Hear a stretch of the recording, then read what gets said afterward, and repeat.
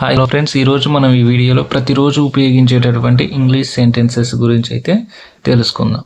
చూడండి, నిన్న రాత్రి నేను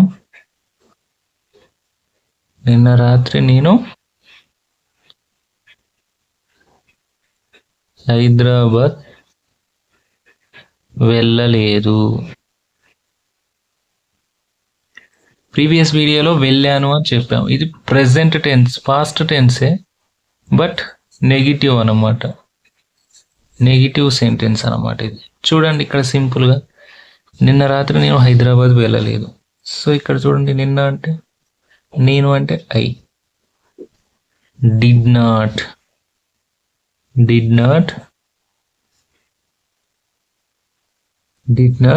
గో టు హైదరాబాద్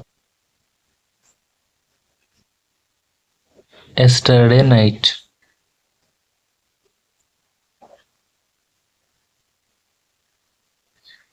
చూడండి, నిన్న రాత్రి నేను హైదరాబాద్ వెళ్ళలేదు. I did not go to Hyderabad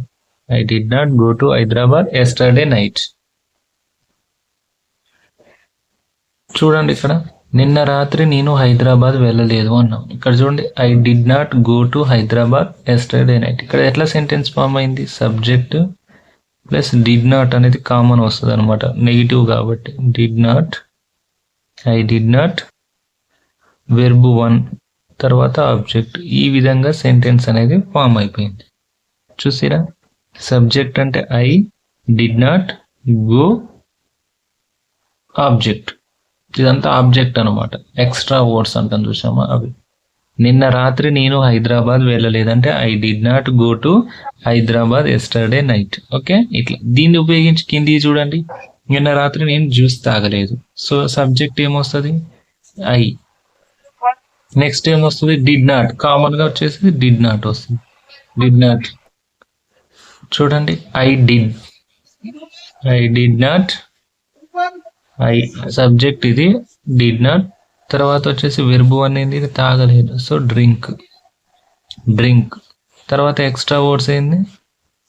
నా డ్రింక్ జ్యూస్. ఎప్పుడు? నిన్న రాత్రి, అంటే yesterday night. ఇది మనకు సెంటెన్స్ ఫార్మేషన్ అనమాట. ఓకే, నిన్న రాత్రి నేను జ్యూస్ తాగలేదు. అది. నెక్స్ట్, నిన్న రాత్రి నేను పెళ్లికి హాజరు కాలేదు. చూడండి, ఇక్కడ నేను అనేది సబ్జెక్ట్ ఐ. హాజరు కాలేదు అంటే కాలేదు కాబట్టి డిడ్ నాట్. హాజరు అంటే attend. I did not attend marriage. ఎప్పుడు? yesterday night.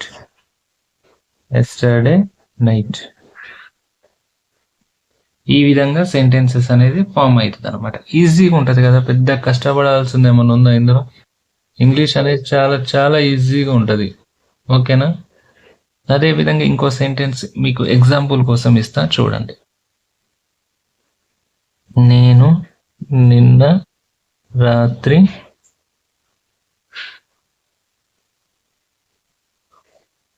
లక్ష్మి ఇంటికి వెళ్ళలేదు. నిన్న రాత్రి నేను లక్ష్మి ఇంటికి వెళ్ళలేదు.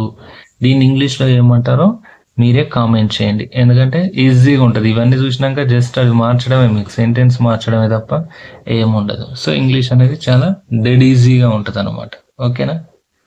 ఓకే, ఇలాంటి ఇన్ఫర్మేషన్ వీడియోస్ కోసం మన ఛానల్ అయితే జాయిన్ కాండి, మెంబర్షిప్ తీసుకొని జాయిన్ కాండి. నాకు PDF పంపిస్తా ఫ్రీ. నెక్స్ట్ మీకు 10 HRs నెంబర్ కూడా పంపిస్తాను. Okay, thank you.